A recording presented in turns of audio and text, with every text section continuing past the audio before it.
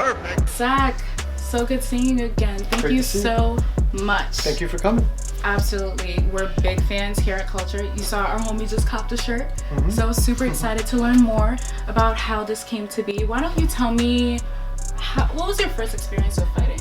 And what made you want to open up Superare in the first place? I always loved just the UFC, MMA, fighting, everything. So I never really had anyone to talk to about it and stuff. So I trained Muay Thai for a little bit, and then none of my friends really seemed to care. Like when there was a big UFC fight on, no one really cared as far as my friends and stuff. So I thought, it'd be cool to have a place where I can have endless conversations about, the UFC and stuff. So then that was a big part of the kind of, I realized that there was no place like this.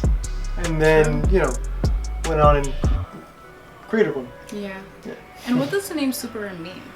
So Superare, we didn't start off as Superare. We have evolved into Superare. So Superare literally means, we say super rare, but it's actually a Latin word for to overcome, to rise above, to exceed. So that's kind of like what we like to do.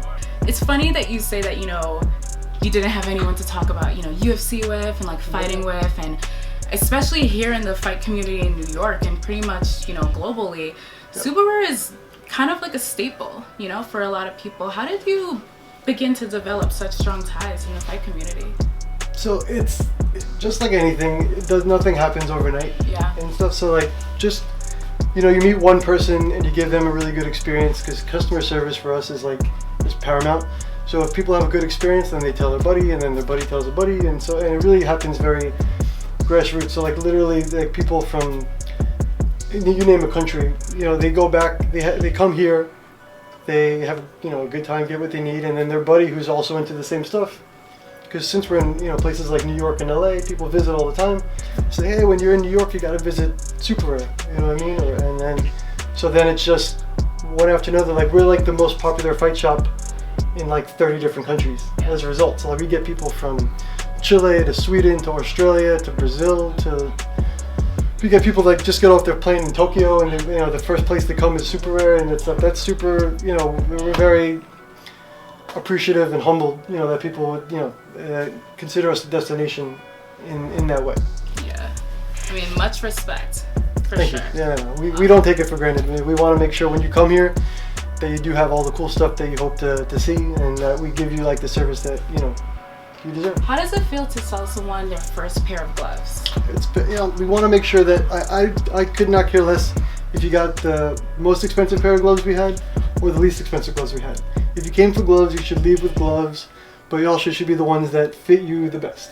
So a lot of people's coaches, like they might be starting and they have an old school boxing coach, and it was like, you need to get winning gloves or Reyes gloves.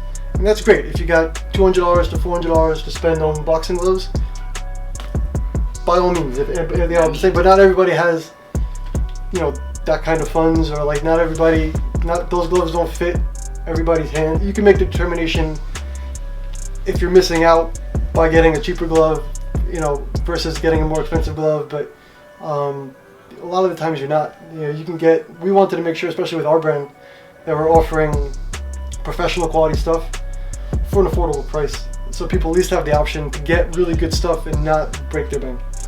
Our whole thing is just making cool stuff and like carrying cool stuff. Like people always come in, it's like, oh my god, you guys have so much cool stuff.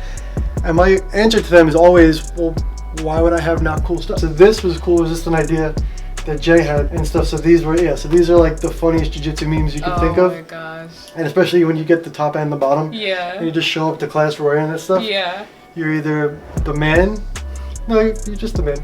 Last question I have for you is, what's your advice to, other enthusiasts, whether it be in fighting or just, any area in general, about kind of making their own brand and starting up their own business? Making your own brand is tough. If we just sold Superare shirts only online, it just said Superare, I don't know if it would have the same impact on people. Yeah.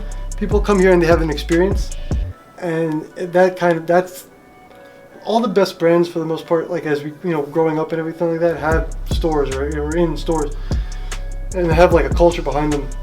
We've created a culture here in New York and now in LA. Like in LA has been super awesome. and then and trying to expand that.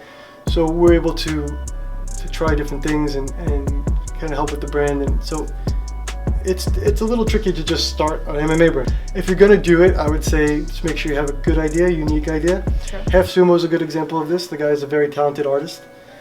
So his art looks like no one else's art. So he focuses on fight-related graphics with his art and stuff. So that sets itself apart from other brands because it's unique.